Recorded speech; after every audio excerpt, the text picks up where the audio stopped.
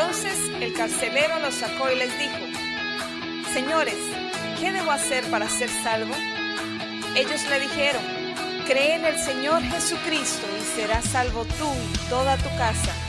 Y le hablaron la palabra del Señor a él y a todos los que estaban en su casa.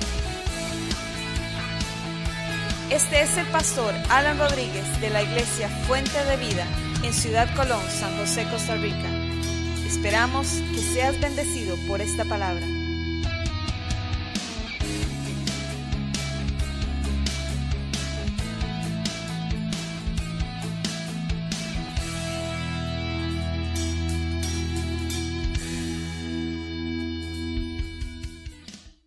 Estamos entonces en Segundo de Reyes, pero busque Primero de Reyes, el último capítulo. Vamos a ubicarnos ahí de una vez. Primero de Reyes, hemos estado compartiendo acerca de los profetas. El último capítulo es el capítulo 22 en Primero de Reyes. No puedo hacer un recuento de todo lo que hemos hablado, pero estamos hablando de Elías como profeta. Y hemos aprendido muchas cosas de la manera de actuar, de la manera de ser, de la manera de orar, de la manera de decretar palabra, declarar palabras de Dios de este hombre.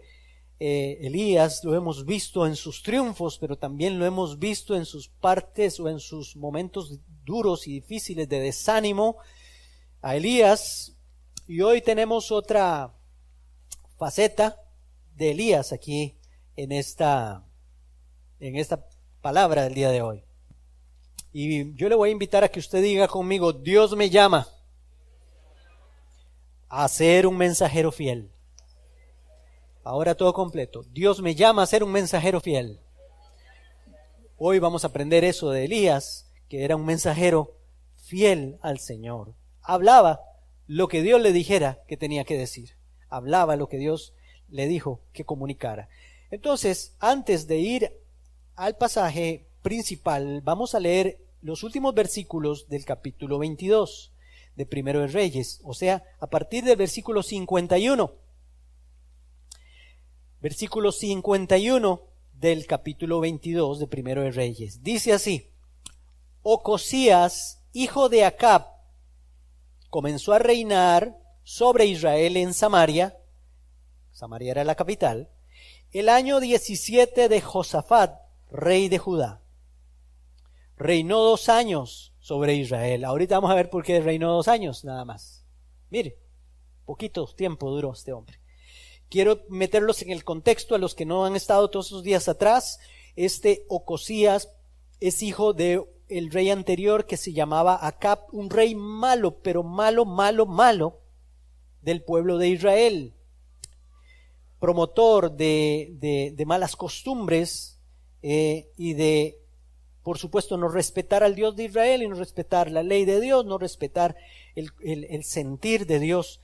Entonces lo vemos aquí que ya este Acab, en los versículos anteriores de ese capítulo 22, y antes este Acab murió de una forma que Dios ya había profetizado, etcétera, y bueno, hasta los perros terminaron lamiendo la sangre de este hombre.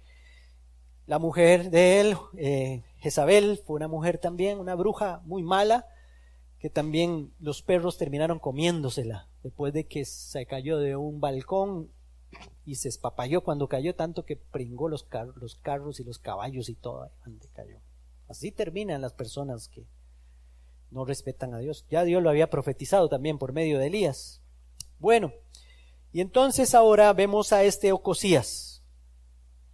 Dice el versículo 52: hizo lo malo ante los ojos de Jehová, siguió el camino de su padre y el camino de su madre, y el camino de Jeroboam, hijo de Nabat, que hizo pecar a Israel. Hizo pecar a Israel, porque sirvió a Baal. Baal era un dios, un ídolo. Dice, y lo adoró, un pedazo de palo, ¿verdad? Lo adoró y provocó la ira de Jehová, Dios de Israel. Es que esas cosas provocan que Dios se enoje cuando hay adoración de lo que sea, El segundo mandamiento de la ley de Dios dice: no te harás imagen ni ninguna semejanza de lo que hay arriba en el cielo, ni abajo en la tierra, ni debajo de la tierra. No te inclinarás ni te postrarás a ellos para adorarlo, porque tu Dios es un Dios celoso. No hagas imagen de nada y menos postrarse delante de ellas. Y entonces dice que este hombre provocó la ira de Dios de Israel conforme a todas las cosas que había hecho su padre. Muy bien, vamos entonces ahora al segundo libro de Reyes, al capítulo 1, y vamos a ver una historia un poco dificililla, un poco bélico se pone la cosa por aquí, y a veces son cosas que tenemos que leerlas en la Biblia para que las creamos y para que también entendamos al Dios que tenemos nosotros, al Dios de la Biblia, que es el mismo ayer, hoy, por los siglos. El Dios que habló en el Antiguo Testamento fue el mismo Dios del Nuevo Testamento, no es otro Dios. Y vamos a ver qué cosas pasaban también aquí. Dice capítulo 1, versículo 1. Después de la muerte de Acab, se rebeló Moab contra Israel. Moab no es un hombre, está hablando de un pueblo, los moabitas. Moab, pueblo de Moab, se rebeló contra el pueblo de Israel. Ya Ocosías era el rey. Dice Ocosías, cuando pasó eso, por alguna razón Ocosías se cayó por la ventana de una sala de la casa que tenía en Samaria y quedó lastimado. Cual decir que se cayó por la ventana de una de las salas de la casa, imagínense un palacio, una casa de esas grandes de un rey, casa de un rey, una ventana en un segundo, un tercer piso, quién sabe qué estaba haciendo este hombre que se asomó a la ventana, llegó a la ventana, no sé si se sentó en la ventana, no sé qué pasó, pero se vino desde arriba y quedó mal herido, quedó afectado. Hasta qué punto quedó afectado no lo sabemos, no lo dice qué fue, pero sí tenía heridas, más adelante lo dice. Y entonces dice la palabra que después de que dice que quedó lastimado, entonces envió unos mensajeros a los que dijo: id y consultad al Dios de Israel. Así dice su Biblia. Dice: vayan y consulten a Baal Zebub. Este es otro Dios. Vayan y pregunten a Baal Zebub, Dios de Ecrón. Ecrón es un lugar, un pueblo. Si he de sanar de estas mis heridas. Oiga, este es el Dios de Israel, el que se supone que tiene que respetar al Dios de la Biblia y a la palabra de Dios. Ahora está mandando a aquellos a preguntarle a un Dios de palo que si se va a sanar de sus heridas. Y entonces viene lo interesante aquí. Versículo 3 dice: pero el ángel de Jehová, paro ahí, el ángel de Jehová, cuando se manifiesta en el Antiguo Testamento alguien con este epíteto, se puede decir así, de el ángel de Jehová, se refiere siempre a una manifestación de Jehová visiblemente en el Antiguo Testamento. Se puede decir que la manifestación visible de Dios en la Biblia es el Hijo de Dios, y es muy probable que este ángel de Jehová es el mismo Jesús manifestado visiblemente en el Antiguo Testamento. Entonces podemos decir que el mismo Jesús se le apareció ahí a Elías, el ángel de Jehová, y entonces a Elías el tisbita diciéndole: levántate y sube a encontrarte con los mensajeros del rey de Samaria y diles: ¿acaso no hay Dios en Israel para que vayáis a consultar a Baal Zebub, Dios de Ecrón? Por tanto, así ha dicho Jehová: del lecho en que estás no te levantarás, sino que ciertamente morirás. Ya que recado. Venía este hombre, con estos mensajeros, mejor dicho, y entonces se tuvieron que devolver porque se encontraron con Elías y vayan, dígale al rey esto. Este es un recado de parte de Dios. Y Elías se fue. Cuando los mensajeros regresaron al rey, el rey les dijo: ¿por qué habéis regresado? O sea, regresaron muy rápido, Ecrón quedaba muy lejos. ¿Por qué han regresado? Y entonces ellos le respondieron: encontramos a un hombre que nos dijo: id y regresad ante el rey que os envió y decidle: así ha dicho Jehová. Diga conmigo: así ha dicho Jehová. Así, eso es un hombre de Dios o una mujer de Dios, la que habla conforme a las palabras de Dios. Así ha dicho Jehová: ¿Acaso no hay Dios en Israel que tú envías a consultar a Baal-Zebub, dios de Cron? Por tanto, del lecho en que estás no te levantarás, de cierto morirás. Ya le dieron el recado al rey estos mensajeros. Entonces el rey les preguntó, ¿cómo era el hombre que encontrasteis? Os dijo tales palabras.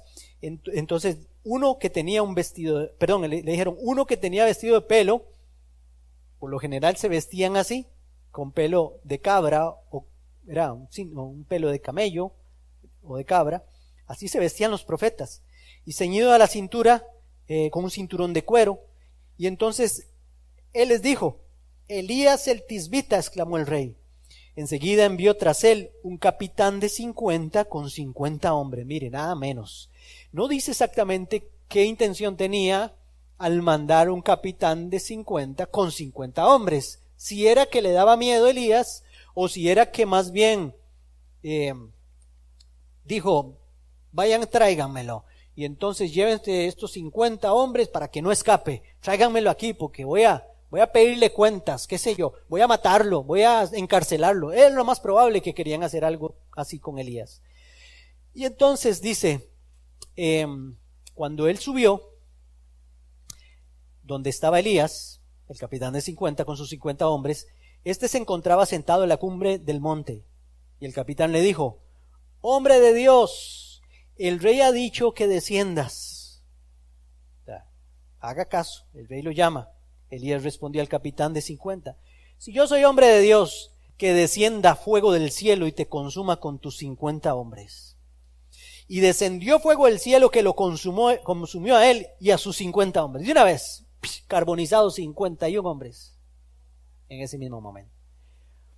Por eso le llaman a Elías el profeta de fuego, no solo porque allá en el Monte Carmelo hizo descender fuego y quemó el holocausto en el capítulo 18 que ya leímos. ¿Qué es hacer descender fuego del cielo? Seguro es un rayo que caía. La gente no sabía que era un rayo. Un rayo es electricidad, pero deja carbonizado el que le caiga. Puede ser. O puede ser fuego realmente, una columna de fuego que quema a todos ahí. Volvió el rey a enviar tras él otro capitán de 50 con sus 50 hombres, el cual dijo, hombre de Dios, el rey ha dicho así, desciende pronto. Y Elías respondió, si yo soy hombre de Dios, que descienda fuego del cielo y te consuma con tus 50 hombres. Y descendió fuego del cielo, que lo consumió a él y a sus 50 hombres. 102 ya menos en la cuenta. Y volvió a enviar el tercer capitán de 50 con sus 50 hombres. Subió aquel tercer capitán de 50, pero ya va con otra actitud. Dijo, ay, qué tirada. No quiero que me pase lo mismo que a los otros. Y entonces este hombre subió y se puso de rodillas delante de Elías y le rogó, hombre de Dios, te ruego que mi vida y la vida de estos 50, tus 50 siervos, alcancen algún valor para tus ojos. O sea, como diciendo, estamos aquí porque nos mandaron, pero no queremos venir. No es que vinimos muy voluntariamente, ¿verdad? Ya ha descendido fuego del cielo y ha consumido a los dos primeros capitanes de 50 con sus 50 hombres. Que ahora tenga algún valor mi vida a tus ojos, le dijo. Entonces, dice el versículo 15, el ángel de Jehová le dijo a Elías, desciende con él. No le tengas miedo. Diga, no le tengas miedo. Elías se levantó, descendió con él ante el rey y le dijo, ya Elías personalmente, así ha dicho Jehová, por cuanto enviaste mensajeros a consultar a Baal-Zebub, dios de Ecrón, como si no hubiera Dios en Israel, cuya palabra consultar. Aquí agregan algo que no había dicho antes, como si no hubiera Dios en Israel, cuya palabra consultar, no te levantarás del lecho en que estás, sino que ciertamente morirás, o de cierto morirás. Y murió conforme a la palabra de Jehová que había dicho Elías. Reinó en su lugar Joram, en el segundo año de Joram, hijo de Josafat, rey de Judá, porque Ocosías no tenía hijos, por eso ya entró a reinar otro. Los demás hechos de Ocosías no están escritos en el libro de las crónicas de los reyes de Israel, y vamos a quedar ahí. Mire, qué tremendo. Lo que podemos ver aquí, hermanos, primero, son los antecedentes de este hombre que ya leímos, los antecedentes que leímos ahí en el capítulo 22 del otro libro. Vimos que su padre murió, por desagradar a Dios de una forma muy fea, su mamá también, el pueblo estaba siendo desviado y este muchacho no cambió, siguió haciendo lo mismo. ¿Qué aprendemos de estos relatos? Lo primero que aprendemos es que los hijos harán lo que ven hacer a sus padres. Había crecido viendo a su papá y a su mamá adorar imágenes, adorar ídolos. Y no solo eso, hermanos, las fiestas paganas que hacían a esos ídolos, las orgías sagradas que hacían a esos ídolos, que todo está corroborado arqueológicamente, etcétera, de las costumbres que hacían. Por ejemplo, al dios Moloch le hacían sacrificios de niños. Moloch era un dios que era de bronce, grande, y entonces a Moloch le prendían fuego, una parrilla tenía así en sus brazos, y entonces prendían fuego hasta que ese dios se ponía al rojo vivo, y ahí le lanzaban los niños en sacrificio. Estas eran las costumbres que eran para Dios abominación. Para ellos eran cosas sagradas, ofrecer sus propios niños a los dioses, etcétera. Y tenían lugares altos. La Biblia habla mucho de esos lugares altos de adoración, donde hacían orgías dedicadas a sus dioses, como que sus dioses se complacían viendo hacer esas cosas. Por supuesto, incesto, por supuesto, todas esas costumbres que Dios abominaba y aborrecía, y por eso Dios quería eliminar de esta tierra esas costumbres, y Dios no las quiere. Bueno, entonces este muchacho había crecido viendo estas cosas, y nosotros tenemos que tomar para nosotros y decir: mis hijos ven lo que yo hago y ellos van a aprender de lo que yo hago, no de lo que yo digo. Porque eso es, así es, los hijos aprenden de lo que ven, no de lo que usted dice. Pesa más lo que usted hace que lo que usted dice. Si usted les dice que no griten, pero usted vive gritando, van a terminar gritando. Si usted les dice que no digan malas palabras, pero usted es bueno para estar diciendo malas palabras, van a terminar diciendo malas palabras. Si usted les dice que lean la Biblia, pero no la van a usted leyendo la Biblia, pues no van a leer la Biblia, etcétera. Tantas cosas que podemos hablar de lo que los hijos pueden ver hacer a sus padres. Si ven a sus padres, a su papá, que irrespeta a su mamá y que le pega, o que ven a su mamá irrespetar a su papá delante de ellos, pues van a hacer lo mismo, etcétera. Todas las cosas que podemos hablar. Luego, otra de las cosas que aprendemos aquí es que el pueblo hace lo que ve hacer a su líder también. Los hizo pecar. Él les enseñó al pueblo a adorar imágenes y a hacer todas estas costumbres falsas y malas delante de Dios. El pueblo va a aprender de lo que ve hacer a sus líderes. Y como cosa que también encontramos aquí, es que no hay peor cosa que provocar, no hay nada peor que provocar la ira de Dios. Lo leímos en el capítulo 22, en el versículo 53. Provocó la ira de Dios. Ya cuando alguien llega al punto de provocar la ira de Dios, las cosas se ponen complicadas. Porque al principio Dios puede estar teniendo paciencia, puede estar tratando de corregir, pero si no se corrige y ya se llega al colmo, cuando Dios se enoja, las cosas se ponen difíciles. Porque Dios se enoja, hermanos. Dios se enoja. Dios es celoso. Dios, de hecho, la ira de Dios no se ha manifestado sobre este mundo, porque se abrió un espacio para que el Evangelio de Cristo se predicara desde que Jesús ascendió al cielo. Desde ese tiempo hasta ahora, entramos en un tiempo que no vamos a decir de gracia, porque siempre la iglesia, siempre el mundo ha estado bajo la gracia de Dios. Pero empezó un tiempo que le llamamos la era del Espíritu Santo, la era de la iglesia, el tiempo de la iglesia, que empezó allá en Pentecostés, donde se ha predicado el Evangelio y que Dios quiere que todos se salven y que ninguno se pierda.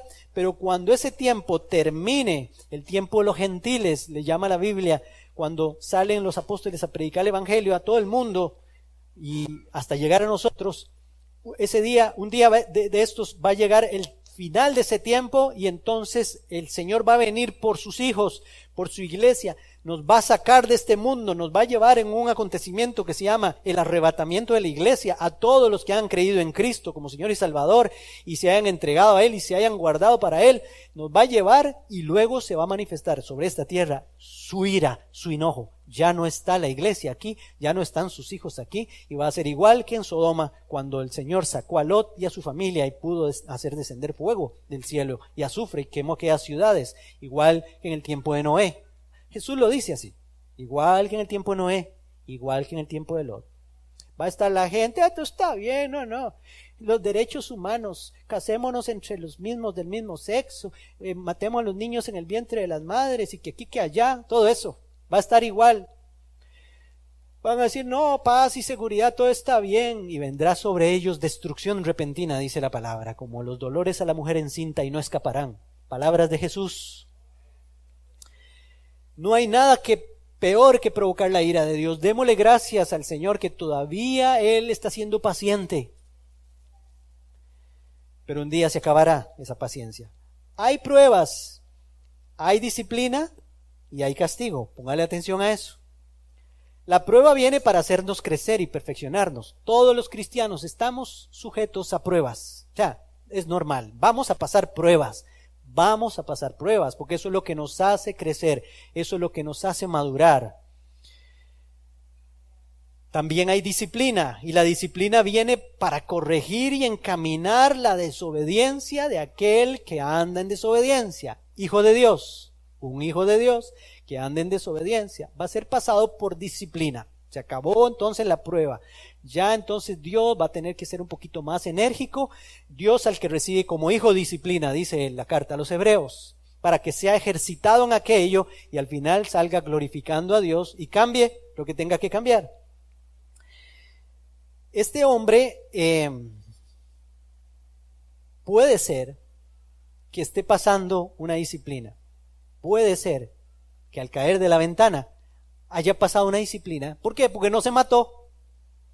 ¿No se mató? ¿Para qué la disciplina?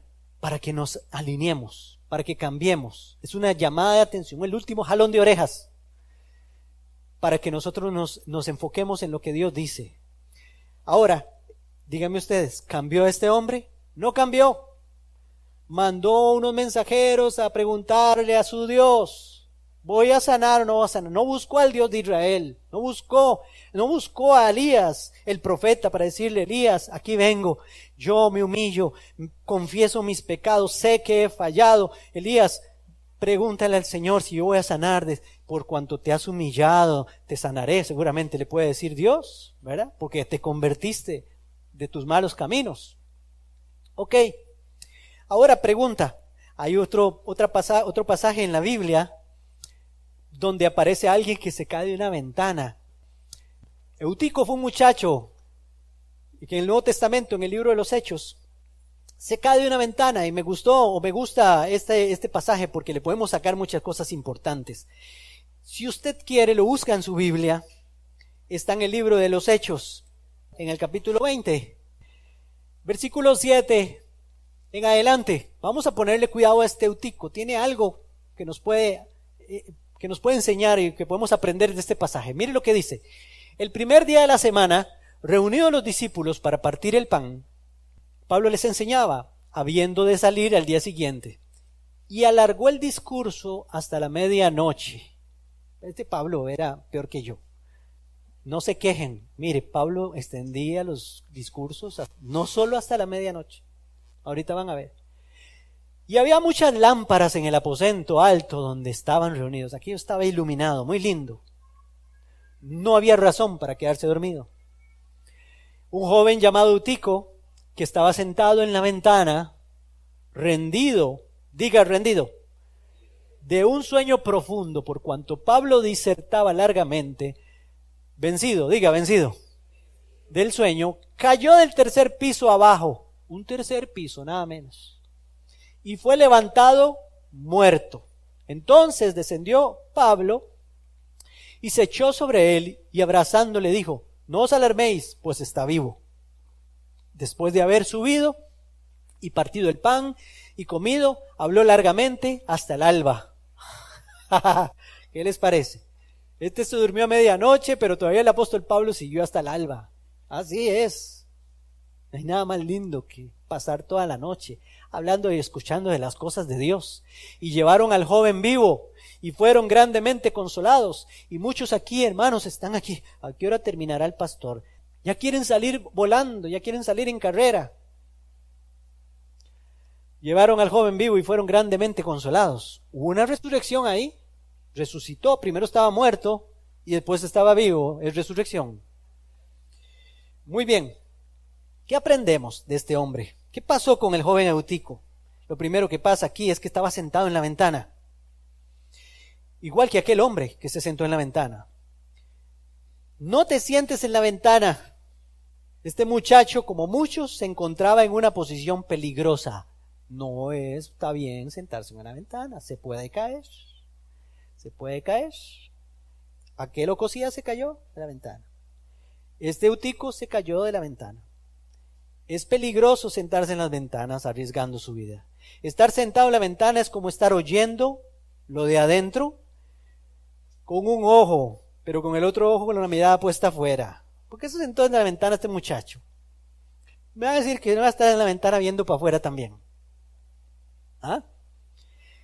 Esto es vivir a medias como Israel en el desierto. No sacaban del mundo, de sus corazones, el pecado y las cosas de Egipto. Añoraban Egipto. Dios los había sacado de la esclavitud y todavía, recordamos las ollas de carne allá. Unos carnales estos judíos, estos hebreos. Y no solo eso, las costumbres que tenían. Ellos vivían en una mezcla. Hermanos, póngase vivo en esto, porque no podemos vivir en una mezcla, haciendo un becerro de oro, pero también dedicándole el becerro a Dios. Eso hicieron ellos. En Éxodo, en el capítulo 32, dice, y él los tomó de las manos de ellos, los arcillos, los aretes y todas las cosas de oro, está hablando de Aarón, y le dio forma con un buril e hizo de ello un becerro de fundición. Este es el pueblo de Israel ahí, en el monte Sinaí, a los pies del Sinaí. Entonces dijeron, Israel, estos son tus dioses que te sacaron de la tierra de Egipto. Nada menos.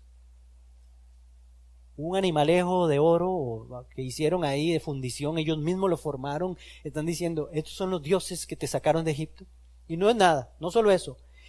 Y pregonó Aarón, el sacerdote, el que tenía que ser el líder del pueblo, pregonó y dijo, mañana será fiesta para Jehová. ¿Ve? La mezcla. ¿Ve? Eso se llama sincretismo.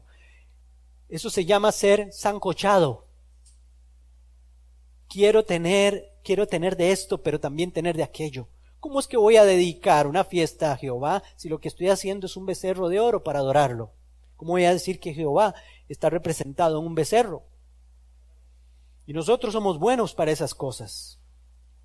Este Eutico estaba así, con su vida, con un oído adentro y otro oído afuera, en la ventana. Escuchando a Pablo, pero también escuchando afuera. Viendo adentro, pero viendo afuera. Su vida estaba así, tanto que al final se durmió y cayó. Y le costó la vida, si no es que Pablo lo resucita. Lo rindió el sueño, por eso les puse a repetir, lo rindió el sueño mientras le hablaban la palabra de Dios. Muchos que siempre han escuchado la palabra se rinden y son vencidos por el mundo y la vida, por tanto dejan de escuchar la palabra de Dios. Despiértate tú que duermes, dice la Biblia, y levántate de los muertos y te alumbrará Cristo. Porque camarón que se duerme, se despierta en el sartén. Así es. Eso le pasó a este hombre, lo rindió, y muchos se rinden en el sueño de la vida. Están escuchando palabra, pero habla más fuerte otras cosas. Habla más fuerte lo de afuera que lo de adentro. Habla más fuerte lo de afuera que lo que está en el corazón, desde pequeños, sembrado en sus corazones. También dice la palabra que había muchas lámparas en ese lugar. Aunque el lugar estaba iluminado, este hombre cayó en la oscuridad. ¿Qué pasó? Se le cerraron las ventanas y se durmió. Nos rodea la luz de Cristo. Tenemos hermanos que son lámparas a nuestro alrededor y aún así nos rendimos ante el mundo y nos gana la oscuridad. Eso le pasó a Eutico. Aunque te hayas dormido y rendido, siempre hay una esperanza. Eso es lindo aquí. Cristo se quiere echar sobre ti, abrazarte y revivirte, porque eso fue lo que pasó también con este Eutico. Aunque se murió, tengan por seguro que nunca más iba a sentar en una ventana ese muchacho. Y iba a estar, mejor dicho, atento a lo que hablara cualquier predicador y con los radares puestos a lo que Dios te está hablando, sin dormirse y guardarse para el Señor, sin dejar que su vida se pierda en las cosas mundanas. Pero el castigo viene cuando ya provocamos la ira de Dios. Y vamos ya al otro texto donde estábamos. Vino el castigo para este hombre, Ocosías, porque provocó la ira de Dios. Dice la palabra: id y consultad a Baal Zebub si he de sanar de estas mis heridas. ¿A dónde corres a consultar cuando estás pasando algo difícil? Esa es la pregunta que les hago yo a ustedes. O para tomar decisiones, ¿usted para dónde sale corriendo? ¿A quién llama para consultar? ¿Sale en carrera para su cuarto a doblar las rodillas ahí cuando hay alguna emergencia, cuando hay alguna cosa difícil? ¿O al primero que busca es a Baal Zebub? No sé, ¿cuál es su Baal Zebub? Si usted sale en carrera para la clínica, si sale en carrera para la farmacia, si sale en carrera para donde el abogado, si sale en carrera para donde el médico, si sale en carrera, Dios guarde, para donde la bruja o para donde el brujo, o sale en carrera para donde el disque profeta, para que le diga qué va a pasar. Para donde hay personas que también consultamos para preguntarles cosas. El último que sabe es el pastor. El último que se da cuenta es el pastor. La gente llega a consultar al final, cuando ya se ha metido en problemas. ¿A dónde corres para tomar esas decisiones? Pero ¿qué aprendo ahora de Elías? Vamos a ver ahora la parte más bonita. ¿Qué aprendo de Elías en este pasaje? ¿Qué me enseña Elías? Vamos a ver, Elías, ¿qué nos enseñas aquí? A Elías le hablaba el Señor, eso es lo primero que vemos. Se le apareció el ángel de Jehová y le habló. ¿Por qué sería? Porque los que tienen un vivo celo por el Señor, como decía Elías, tengo un vivo celo por Dios, el Dios de los ejércitos. Los que tienen un vivo celo por Dios, a esos les habla el Señor. No necesitan ir a consultarle a nadie, Dios les habla. Lo mejor es decir, es que somos tan impacientes que queremos que Dios nos hable así. Lo primero, hay palabra de Dios, hay una Biblia que podemos ir a leer y decirle: Señor, háblame por tu palabra. No haga bibliomancia, no, porque ya caemos en el error otra vez. Bibliomancia es: háblame, Señor. No, por eso la bibliomancia no sirve, hermanos, Dios guarde. No, porque es que sigue la superstición. Dejamos de ir al horóscopo a consultar, dejamos de llamar a los teléfonos esos que aparecen, donde cobran a uno para llamar y que le digan el futuro y toda esa cosa. Dejamos de ir ante la bruja o ante la profeta o el profeta que hay en la ciudad o no sé, pero ya no lo hacemos. Pero ahora vamos a la Biblia, pero vamos con esa misma actitud de que es algo, ¿cómo se llama? Oculto, algo raro. No. Vaya, ore a Dios, sí, al Señor. Háblame por tu palabra, háblame por medio de un hermano. Voy a contarle al pastor, háblame por medio del pastor. Pero también hay personas, hermanos, porque me pasa a mí muy seguido, de que no se congregan, andan mal, pero cuando tienen problemas me llegan a tocar la puerta. Hermano, perdone que hace tiempo no me congrego, pero es que vengo a contarle lo que me está pasando. Tiene 5 minutos. Los 5 minutos se convierten en 2 horas. Sí, hermanos, pase adelante, ¿verdad? Pero, ¿qué llegan a contar? De todos los problemas, todas las cosas que están pasando, todas las dificultades, pero no quieren leer la Biblia, no quieren congregarse, nunca vienen a la iglesia, andan en malos pasos, trabajan en cosas ilícitas, etcétera. Pero llegan a decirle a uno, como vaya, pregunte, ¿me voy a sanar o no me voy a sanar? Miren, lo que quieren es que yo le diga, ¿sabe qué, hermano? Deje a su esposa botada y váyase con otra. ¿Eso es lo que quieren que le diga? Divórciese. Hermano, es que estoy separado desde hace 2 meses porque ya no soportaba más.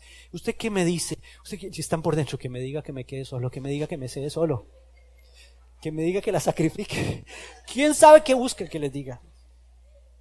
Así pasa.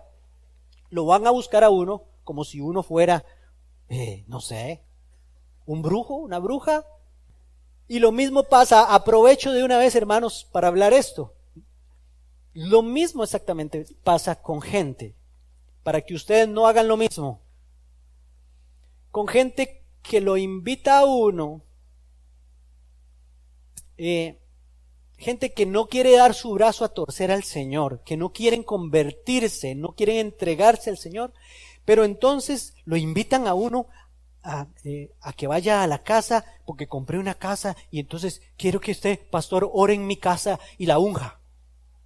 Para empezar, eso no es bíblico, ni existe ungir casas y esas cosas, ¿verdad? Vaya, ore en mi casa. No lee la Biblia, no ora, no busca al Señor, etcétera. ¿Pero qué quieren? La mentalidad religiosa de que fue el pastor allá.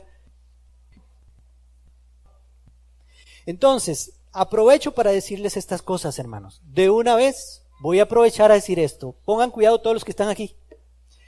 Y otros que no vinieron, tal vez lo oirán por ahí. Si alguien de aquí se va a casar, personas que vienen a la iglesia, se va a casar y quieren que yo vaya a oficiar su matrimonio, que los bendiga, etcétera, pero tienen un pie en la iglesia y otro pie en el mundo, yo no los voy a casar. Si se están casando con un impío, yo no los voy a casar. Ya estoy cansado de eso. Si al final del casamiento o si al final de la presentación del niño, porque también lo invitan a uno, pastor, vamos a presentar al niño, después vamos a la casa allá porque tenemos un almuercito, y termina el bailongo. El asunto termina en un bailongo. Si van a hacer eso, no me inviten, yo no quiero participar de eso. Si van a qué sé yo, a lo que vayan a hacer y quieren que yo les dé la bendición y después terminar haciendo lo que quieran, porque eso pasa, mire, la gente le dice a uno, pastor, me llaman por teléfono, pastor, es que hay una muchacha aquí que es vecina mía, ella se congregaba, tuvo un niño y quiere presentarlo en la iglesia, ¿usted qué dice? ¿Puede ir a presentarlo? Bueno, dígale que venga, yo quiero hablar con ella. Entonces ya hablo con él y con ella. Vinieron, presentaron el niño y nunca más los volvimos a ver. ¿Qué es? Calmar conciencia, creer que pueden manipular a Dios de esa forma. Y creen, o sea, es una mentalidad religiosa. No podemos seguir así, hermanos. No podemos seguir pensando que podemos manipular a Dios con actos religiosos. Y uno se siente usado, uno se siente manipulado, porque le hemos dicho, mire, hay gente que ha venido aquí a presentar a un niño y él está en la cárcel ahora. Vino aquí y repitió delante de todos, Señor, yo me comprometo a enseñarle al niño la palabra, le enseñarle a congregarse, porque eso tienen que decir cuando vienen a presentar a un niño. Yo le voy a enseñar a venir a la iglesia, a orar todos los días. Vino una pareja aquí, él por drogas en la cárcel. Ahí está. Y si me pongo a decir otros ejemplos, también vienen solo el día que van a presentar. Es una religiosidad total en las mentes y en los corazones de la gente. Ok, voy a seguir entonces. ¿Qué aprendemos más de Elías? Obediencia al mandato de Dios. Hablaba el mensaje, aunque el mensaje no fuera agradable a la persona. Elías, le dijeron que fuera a decir algo bueno para la otra persona. No, usted sabe que le digan a usted, vaya dígale, sí, vaya dale un recadito, dígale que se va a morir. ¿Ah? Y mire, es que sabe qué es, que la palabra del profeta tenía poder.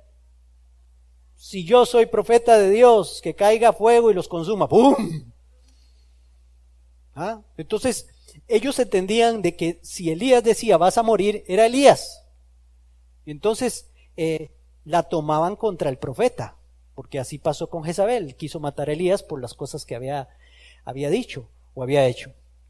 Pero Elías predicaba o era obediente a Dios, aunque tuviera que ir a decir un mensaje que a la otra persona no le iba a gustar para nada.